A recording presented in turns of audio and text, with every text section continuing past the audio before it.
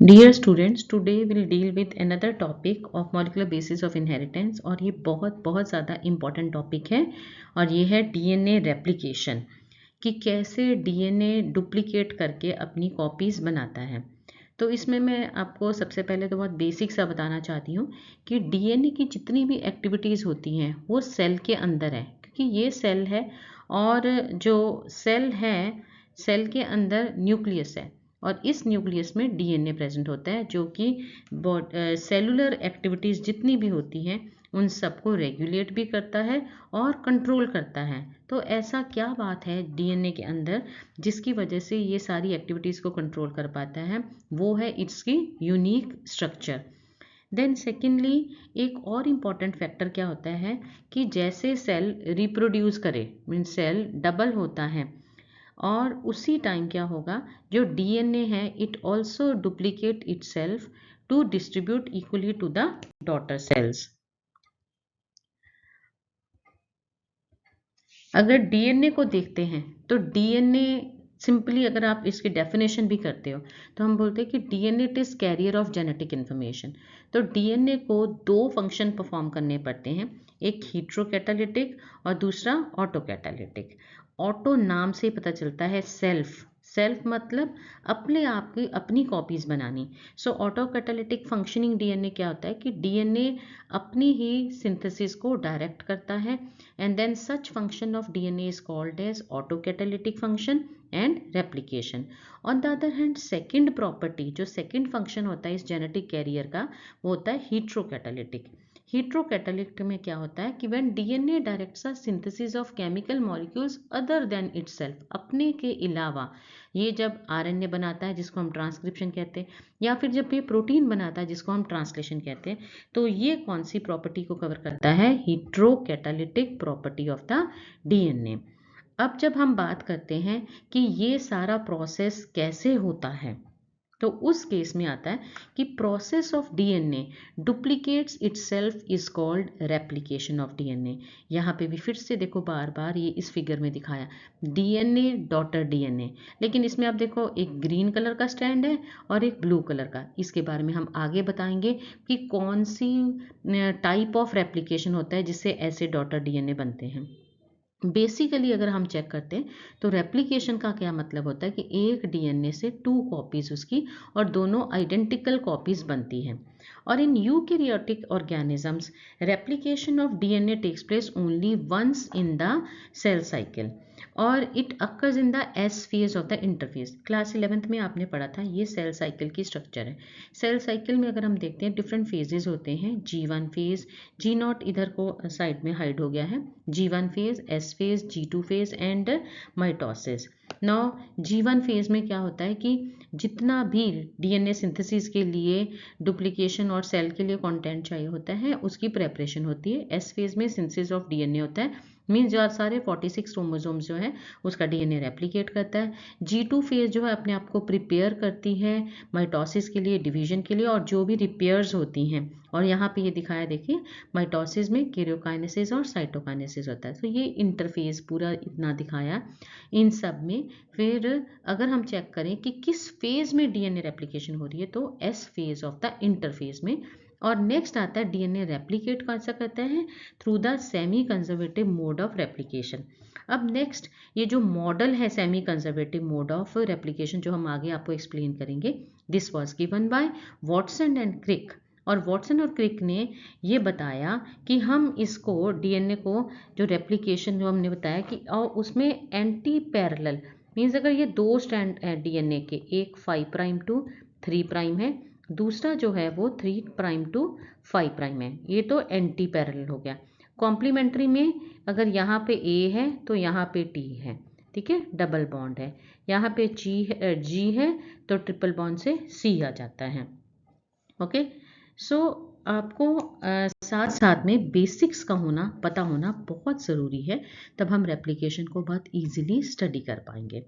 अब जब रेप्लिकेशन की बात आती है, रेप्लिकेशन में बेसिकली अगर हम देखें तो इनमें जैसे हमने डीएनए की स्ट्रक्चर पढ़ी थी कि डीएनए में 4 बेसिस का बना होता है, और वो 4 बेसिस क्या क्या होते हैं? वो 4 बेसिस होते हैं adenine, guanine, cytosine and thymine. अब रेप्लिकेशन होने के लिए कुछ स्टेप जो है, बेसिक स्टेप, उसमें पहला है activation of nucleotides. So there are 4 types of nucleotides of the DNA, जिसको है डीऑक्सी एडिनोसाइन मोनोफॉस्फेट। अब मोनो, ये जो आप देखिए ये स्पार्क सा है, ये है एनर्जी करेंसी एटीपी। ये जो ग्रीन कलर है ये है फॉस्फोराइलेज एंजाइम। और ये सारी एक्टिविटी कहाँ पे हो रही है? न्यूक्लियोप्लाज्म में, न्यूक्लियस के अंदर हो रही है वैसे, पर जो न्यूक्लियस के अंदर जो न्यूक्लियोप्लाज्म है उसमें ये सारी चीज़ें प्रेजेंट है। तो अब फॉर्मेशन बताया कि कैसे होता है कि डीएएमपी में जब फॉस्फोराइलेज एंजाइम क्या करता है, वो एटीपी को ऐड करवाता है, जिससे ये बन जाता है डीएटीपी, एटीपी से। और फिर ये एडेनिन ट्राइफॉस्फेट बनता है, डीऑक्सी गुआनिन ट्राइफॉस्फेट बनता है, साइटोसिन, थाइमिन। इस पूरे प्रोसेस को कहा जाता है फॉस्फोराइलेशन, ताकि एटीपी, जीटीपी, सीटीपी और टीटीपी जनरेट हो सके। अभी एक और बेसिक चीज़ आपको बता दें, अगर हम डीएएमपी को ही इंडिविजुअली देखते हैं कि डीऑक्सी एडिनोसाइन मोनोफॉस्फेट जो है, एडिनोसाइन मोनोफॉस्फेट, ये किस चीज़ का बना होता है? इसमें एडेनिन और डीऑक्सी राइबोस शुगर होता है। ऐसे डीजीएमपी में ग्वानोसाइन कहते हैं, जो कि ग्वानिन और डीऑक्सी राइबोस शुगर का बना होता है। जो सीएमपी है, जिसको साइटिडिन कहते हैं, वो साइटोसिन और डीऑक्सीराइबोज शुगर का बना होता है। जो थाइमिडीन है, डीटीएमपी, ये थाइमिन एंड डीऑक्सीराइबोज शुगर का बना होता है। अब नेक्स्ट आ जाता है point of origin of replication of DNA, कि डीएनए की रेप्लिकेशन कहाँ से स्टार्ट होती। डीएनए की रेप्लिकेशन जो होती है वो ओ पॉइंट, आपने पहले भी पढ़ा होगा कहीं ना कहीं, O is the origin of replication, और O is actually the point of origin, यहाँ पे रेप्लिकेशन ने स्टार्ट होना है। और टी जो बताया गया यहाँ पे, this is the termination region जो है, जहाँ पे रेप्लिकेशन ने ख़त्म होना है।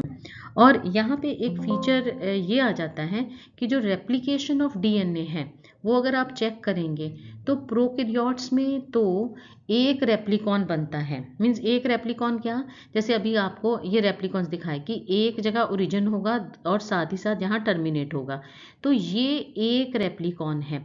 प्रोकैरियोट्स में तो एक रेप्लिकॉन होता है, यूकैरियोट्स में मैनी रेप्लिकॉन्स होते हैं, क्योंकि उसमें डीएनए की लेंथ ज़्यादा होती है। और एक और इम्पॉर्टेंट चीज़ है, अब जब रेप्लिकेशन, आपको पता है कि डीएनए डबल स्टैंडर्ड है, और डीएनए की बैकबोन शुगर फॉस्फेट तो जुड़ा हुआ है, और बीच में एटीजीसी हाइड्रोजन बॉन्ड से जुड़ा हुआ है। अब इसमें रेप्लिकेशन मीन्स इसकी डबल कॉपी बनाने के लिए इसको ओपन होना पड़ेगा। सो ओपन करने के लिए एक एंजाइम आता है, एंडोन्यूक्लियस एंजाइम। सो ये एंडोन्यूक्लियस एंजाइम जो है, ये आके ओ साइट पे अटैच हो जाता है, जिस कारण वहाँ पे उस वाले डीएनए पे टेम्परेरीली कट प्रोड्यूस हो जाता है। So the nick occurs in the sugar phosphate backbone. मतलब अगर आप देखोगे तो कट कहाँ आएगा, ये इस पार्ट पे आएगा और इन पार्ट्स पे आएगा, ताकि ये ओपन हो, कोई एक पार्ट इसका ओपन हो जाए। ओके, देन नेक्स्ट आ जाता है जब आपका इसने एंजाइम ने वहाँ पे कट प्रोड्यूस कर दिया। अभी देन इतने पार्ट की हम अभी बात कर रहे हैं, जहाँ पे ओ है और टी है, मींस ये ओरिजिन ऑफ रेप्लिकेशन, यहाँ टर्मिनेशन। ये छोटा सा पार्ट जो है, इसको हम रेप्लिकॉन का नाम देंगे। यहाँ पे जब एंजाइम ने निक प्रोड्यूस करके, एंडोन्यूक्लियस एंजाइम ने कट प्रोड्यूस कर दिया। फिर आता है एक और enzyme, DNA helicase. DNA helicase का काम है, ये यहाँ से हाइड्रोजन बॉन्ड को ब्रेक करेगा, जो एडेनिन, थाइमिन, गुआनिन, साइटोसिन इनके बीच में होता है, ताकि अनबाइंडिंग हो जाए। अब ये दिखाया है कि डीएनए हेलिकेज एंजाइम आके इस पार्ट पे एक्ट करता है। अब जब वो इस पार्ट पे देखो एक्ट किया, तो उसने वहाँ पे जाके हाइड्रोजन बॉन्डिंग को ब्रेक कर दिया। जब वो हाइड्रोजन बॉन्डिंग को ब्रेक करता है, स्ट्रैंड सेपरेट हो जाता है और अनबाइंडिंग। अब जब अनबाइंडिंग, जैसे रस्सी है, रस्सी को आप खोलते हैं, इसी तरह से अनबाइंडिंग बाय डायरेक्शनल होती है। तो जैसे ही ये अनबाइंडिंग होगी ऐसे करके, तो ये एक तरह सा वाई शेप ले जाता है, जिसको हम रेप्लिकेशन फोक बोलते हैं। वो आगे आपको ये देखिए बाय डायरेक्शनल होगी, दोनों डायरेक्शन में हो रही है डीएनए हेलिकेज जब हाइड्रोजन बॉन्ड पे अटैक करता है। देन नेक्स्ट है ईच सेपरेटेड स्ट्रैंड, अब जब ये स्ट्रैंड सेपरेट हो जाते हैं तो इनको हम, जब ये स्ट्रैंड सेपरेट हो जाते हैं, ये ग्रीन कलर वाले हैं, इनको टेम्पलेट स्ट्रैंड बोला जाता है। पेरेंटल स्ट्रैंड और टेम्पलेट स्ट्रैंड बोलते हैं। अब दोनों जो सेपरेटेड हैं, कि ये सेपरेटेड रहें, क्योंकि रस्सी जैसे आप रोप को खोलते हैं वो फिर से दोबारा से ही अगर अनवाइंड करते हैं रिवाइंड हो सकती है, तो उसको खुला रखने के लिए वहाँ पे कुछ प्रोटीन आते हैं जिनको बोलते हैं हम single stranded binding proteins, SSB। सो ये स्माइली के साथ हमने यहाँ पे रिप्रेजेंट किया है। तो SSB जो होंगे they remain attach to the, जो सेपरेटेड पार्ट है वहाँ पे अटैच्ड रहते ताकि वो सेपरेटेड रहे, ताकि फिर इनकी कॉपिंग होके नए स्ट्रैंड जो हैं DNA के बन सकें। अब ये नेक्स्ट आप इसमें देखिए कि ये पूरा DNA था और इसमें ये वो पार्ट है जिसमें अनबाइंडिंग हुई हुई है। तो अनबाइंडिंग में इसमें अब सिंगल स्ट्रैंडेड बाइंडिंग प्रोटीन्स कहाँ पे अटैच होगी, इन एरिया में अटैच होंगे, ताकि यहाँ पे देखिए ये अटैच हो गए ताकि वो दोबारा से अनबाइंडिंग से दोबारा से रिकॉइलिंग ना हो जाए। अब एक और चीज़ याद रखनी है, जब हम बात टेम्पलेट स्ट्रैंड की कर रहे हैं कि ये स्ट्रैंड टेम्पलेट है, ये भी टेम्पलेट है, एक जिसमें 3 प्राइम फ्री एंड होता है जिस स्ट्रैंड का, टेम्पलेट स्ट्रैंड का, उसको लीडिंग टेम्पलेट बोलते हैं। जिसका 5 प्राइम एंड फ्री होता है उसको लैगिंग स्ट्रैंड बोलते हैं।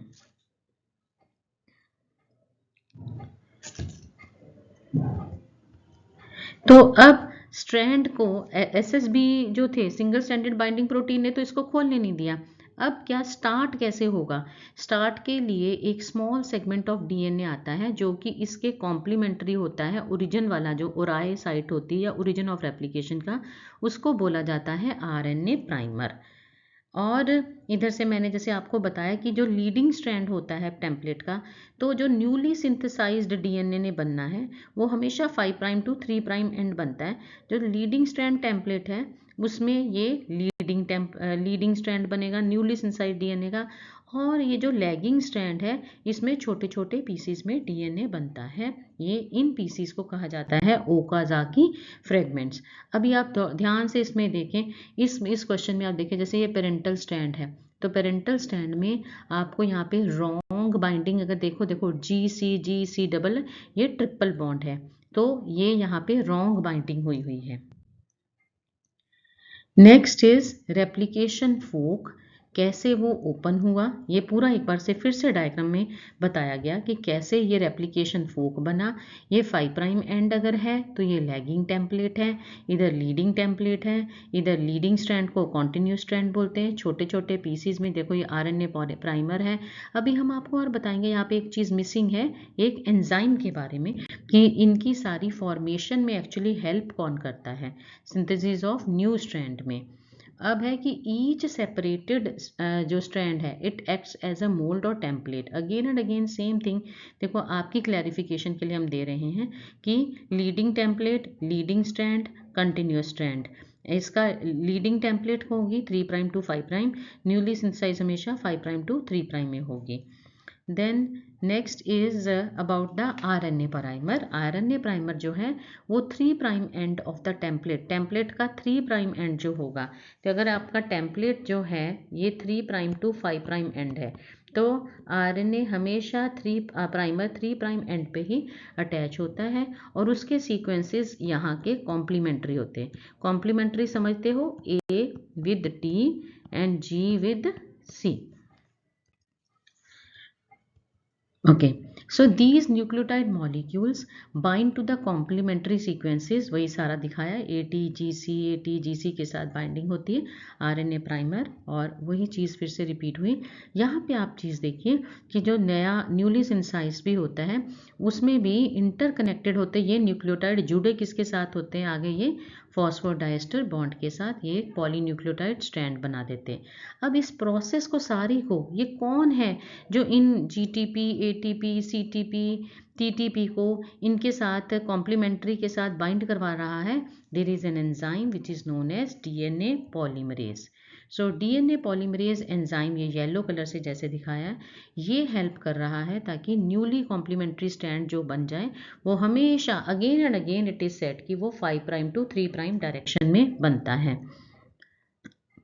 Then leading and lagging strands अगर देखें तो free 3' end I have already explain you कि फ्री 3' एंड लीडिंग स्ट्रैंड होता है, टेम्पलेट होता है। 5' एंड अगर फ्री है वो लैगिंग होता है।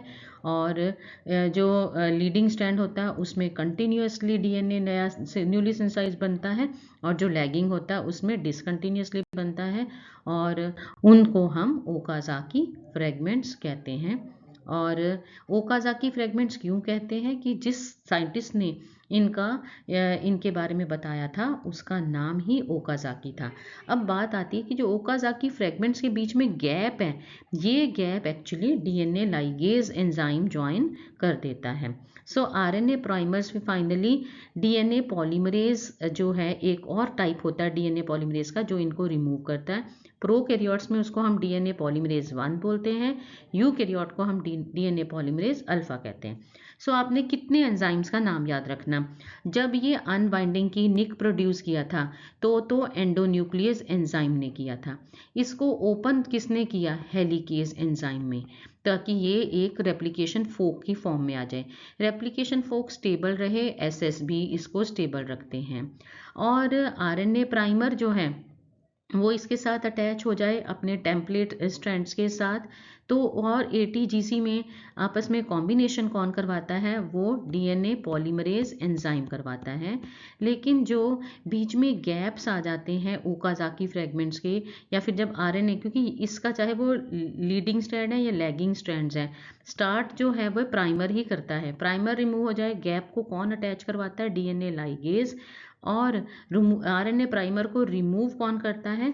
In case of prokaryotes DNA polymerase 1, and in case of eukaryotes DNA polymerase alpha.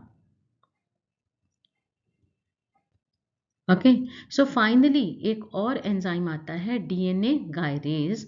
वो इसको डबल हेलिकल जो डॉटर मॉलिक्यूल्स बने उनको फिर वो एसएसबी यहाँ से हट जाएंगे, और ये गायरेज एंजाइम आया, ये इसको डबल हेलिकल में बाइंड, और डबल हेलिकल में गायरेज और उसका एंजाइम का नाम है टोपोआइसमरेज, वो फिर से इसको हेलिकल फॉर्म में कर देता है।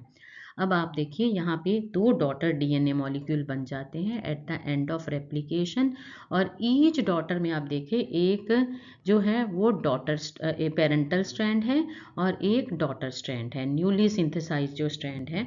एक जो होता है उसको हम ओल्ड वन देखो, और जो ग्रीन कलर का है और जो ब्लू कलर का है वो न्यू है।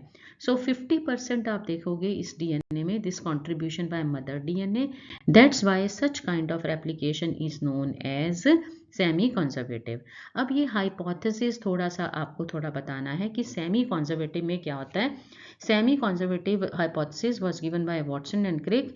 इसमें जैसे ये पेरेंटल 2 पिंक स्ट्रैंड है, जब फर्स्ट साइकिल ऑफ रेप्लिकेशन होता है तो उसमें आपने देखा एक ब्लू और एक पिंक, एक ब्लू और पिंक, जैसे मैंने आपको एक्सप्लेन किया सेमी कंजर्वेटिव मेथड में एक पेरेंटल स्ट्रैंड होगा और एक जो होगा न्यूली सिंथेसाइज्ड। एक और हाइपोथेसिस है जिसको कंजर्वेटिव हाइपोथेसिस बोला जाता है, उसके हिसाब से पेरेंटल स्ट्रैंड, और अगर नेक्स्ट रेप्लिकेशन साइकिल होता है तो उस केस में पेरेंटल से पूरा का पूरा पेरेंटल बनेगा या पूरा का पूरा नया बनेगा, एंटायरली नया स्ट्रैंड बनता है।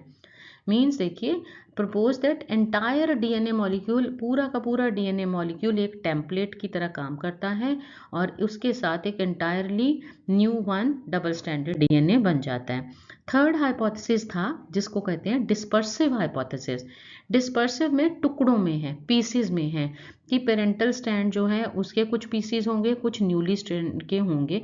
आफ्टर फर्स्ट रेप्लिकेशन सेकंड जितने भी साइकिल हैं, तो ये छोटा छोटा कुछ नया कुछ पुराना फिर नया पुराना ऐसे करके होता है। अब ये प्रूव करने के लिए कि क्या डीएनए रेप्लिकेट करता है सेमी कंजर्वेटिव मेथड से, कंजर्वेटिव मेथड से, कि ये रेप्लिकेट करेगा दिस डिस्पर्सिव मेथड से, तो उस केस में आप फिर से देखिए कि अगर हम ये कहते हैं, जो हमने पहले भी पढ़ा है कि ओल्ड डीएनए से डॉटर डीएनए बने हैं, उसमें ओल्ड कंजर्व रहता है और न्यूली स्ट्रैंड में एक नया बनता है। तो that kind of replication is known as semi conservative. और इस सेमी कंजर्वेटिव रेप्लिकेशन का एक्सपेरिमेंटल जो प्रूफ दिया था वो मैथ्यू मेसलसन और फ्रैंकलिन स्टाल ने 58 में किया। उन्होंने एक एक्सपेरिमेंट किया था, एक टेक्निक यूज़ की थी, आपको ये अच्छे से लर्न करनी है, जिसको हम कहते हैं equilibrium density gradient centrifugation technique. अब इस टेक्निक में आप देखें उसने एक्सपेरिमेंट ने क्या किया। ये दोनों साइंटिस्ट थे, ये मेसलसन है, शॉर्ट हाइट है इनकी, और स्टाल है, और 1958 में इन्होंने प्रूव किया था mode of replication is semi conservative. तो उसके लिए इन्होंने क्या किया कि उन्होंने बैक्टीरिया लिए पहले, इकोलाई बैक्टीरिया। आपको पता बैक्टीरिया को ग्रो करने के लिए हमें पेट्री प्लेट में कल्चर मीडियम उनका फूड होता है, कल्चर मीडियम जो बनाया उसके अंदर नाइट्रोजन सोर्स या प्रोटीन सोर्स जो थी वो नाइट्रोजन जो थी वो लाइट नाइट्रोजन यूज़ की एंड ऑब्टेन्ड और उसका बैंड उन्होंने ऑब्टेन किया सीजियम क्लोराइड में इक्विलिब्रियम डेंसिटी ग्रेडियंट सेंट्रीफ्यूगेशन से। अब सीजियम क्लोराइड ही क्यों यूज़ किया जाता है, कई बार क्वेश्चन आ जाता है, क्योंकि उसकी डेंसिटी लेवल डीएनए जितनी सेम होती है। सो जब इकोलाई को ग्रो किया कल्चर मीडियम पे कंटेनिंग N14 और उसका सेंट्रीफ्यूगेशन किया और पोजीशन रिकॉर्ड की, तो N14 की पोजीशन क्योंकि लाइट नाइट्रोजन है तो उसकी ऊपर बैंड, ये वाला बैंड रिकॉर्ड किया गया। अब ये दोनों अगर डीएनए को देखेंगे तो दोनों डीएनए के अंदर आपको पता जो बेसिस होते हैं हमारे एडनिन ग्वानिन थायमिन साइटोसिन, इसके अंदर नाइट्रोजन होता है। तो अगर हम नाइट्रोजन देखें तो N14 लेबल्ड वो वाला डीएनए था। अब नेक्स्ट उन्होंने फिर आगे क्या किया कि उसी को ही जो इकोलाई को N14 पे ग्रो किया था, फिर उन्हीं को बैक्टीरिया को फिर से सब कल्चर किया, ग्रो किया मीडियम, जिसमें अब नाइट्रोजन सोर्स जो था वो heavy isotope of nitrogen N15 लेके उसको सेंट्रीफ्यूज करके और फिर से उन्होंने equilibrium point density gradient band record किया। तो बैंड की पोजीशन यहाँ नज़र आई। तो आप देखिए 14 की यहाँ पे थी, N14 की जो लाइट की थी, N14 15 में जब शिफ्ट कर दिया तो ये वाला बैंड उनको नज़र आया। सो N15 लेबल्ड उसमें था पूरा डीएनए। सो अगर हम नेक्स्ट इसका ये एक्सपेरिमेंट में पूरा बताया कि सबसे पहले जब आपने उसको 15 में ग्रो किया, ये मेसलसन स्टाल ने क्या कहा था, उसने बैक्टीरिया को हैवी आइसोटोप, फर्स्ट स्टेप है ये मेथड में, उनने हैवी आइसोटोप में ग्रो किया। हैवी आइसोटोप में ग्रो करने के बाद सेंट्रीफ्यूगेशन जब किया तो उसको ये बैंड नज़र आया N15 दोनों स्ट्रैंड जो डीएनए के थे वो N15 थे। और फिर उसने क्या किया, अब फर्स्ट और सेकंड जनरेशन, आपको पता है बैक्टीरिया हर 20 मिनट पे ग्रो करता है, डिवाइड करता है, तो इसकी फर्स्ट जनरेशन जो है वो 20 मिनट्स की है। तो 20 मिनट्स के बाद जब उसका और फिर N15 पे ग्रो करने के बाद उसको N14 में कल्चर में ट्रांसफ़र कर दिया। और अब 20 मिनट बाद जब उन्होंने देखा तो उनको जो बैंड नज़र आया वो इंटरमीडिएट था, उसमें एक पेरेंट N14 था, पेरेंटल स्ट्रैंड, एक N14 था। N15 N14 N15 N14। Similarly फिर सेकंड जनरेशन 40 मिनट बाद जब इसको देखा तो इसमें इस तरह की उनको बैंड्स नज़र आए, जिसमें इंटरमीडिएट और लाइट। ये वाला आपकी बुक में दे रखा है, बुक में उन्होंने आपको बताया, देखो सीजियम ग्रेडियंट का बैंड बताया, N15 पे सबसे पहले ग्रो किया 20 मिनट पे, जब उसको 20 मिनट बाद देखा तो पेरेंटल क्या हुए, दो स्ट्रैंड बने उसमें, और दोनों में एक N15 और N14 था, जैसे हम पहले पढ़ते आ रहे थे कि एक मदर स्ट्रैंड एक न्यूली सिंथेसाइज्ड। फिर 40 मिनट बाद देखा, फिर उसमें क्या हुआ कि N14 जो है वो उसके दो, और 15-14 जो है हाइब्रिड जो है उनकी परसेंटेज जो है फिर धीरे धीरे डिक्रीज होगी। अब इस फिगर से आपको और क्लियरली पता चल जाएगा, सबसे पहले N15 पे ग्रो किया, इसके बाद 14 जनरेशन्स तक उनको N14 पे ग्रो किया। अब जब पूरा टेबुलर फॉर्म में आप देखते हो, पहले सबसे पहले 100% N15 आ रहा था, फिर 100% हाइब्रिड आया, मतलब N15 और N14 आया, फिर 50% होता गया, मतलब N15 N14 50% और N14 50%। फिर उसके बाद हाइब्रिड, क्योंकि आपने 14 जनरेशन तक उसको N14 पे ग्रो किया है, फिर 25% जो है हाइब्रिड आएगा, 75% लाइट बैंड आता है। फिर अगली जनरेशन में मीन्स 0, फिर 20 मिनट, 40 मिनट, 60 मिनट, 80 मिनट, तो इस पे 12% जो है, 12% हाइब्रिड आ रहा है और 88% जो है ये आ रहा है N14। सो इस पूरे एक्सपेरिमेंट से ये फाइनली पता चल गया कि जो डीएनए रेप्लिकेट करता है वो जो है वो सेमी कंजर्वेटिवली रेप्लिकेट करता है, ना कि कंजर्वेटिव और डिस्पर्सिव से। और इस वीडियो के बाद मैं आपको ट्रांसक्रिप्शन की सेपरेट वीडियो दिखाऊंगी, देन ट्रांसलेशन और जेनेटिक कोड की, और फाइनली हमारी होगी जीनोमिक्स की। अगेन मैं आपको एक बात बहुत अच्छे से बोल देना चाहती हूँ कि आपको किसी भी तरह की कोई भी चिंता करने की ज़रूरत नहीं है, और सारे के सारे चैप्टर्स मैं दिसंबर एंड तक आपको पूरे अच्छे से 12th के एक्सप्लेन करूँगी ताकि आपके कॉन्सेप्ट क्लैरिटी हो जाए। अगर आपको रिक्वेस्ट होगी कि लाइव क्लास ले लें उसके बाद, तो मैं लाइव क्लासेस लेके आपके कोई भी डाउट्स जो हैं उनको क्लियर कर सकती हूँ। Thank you so much.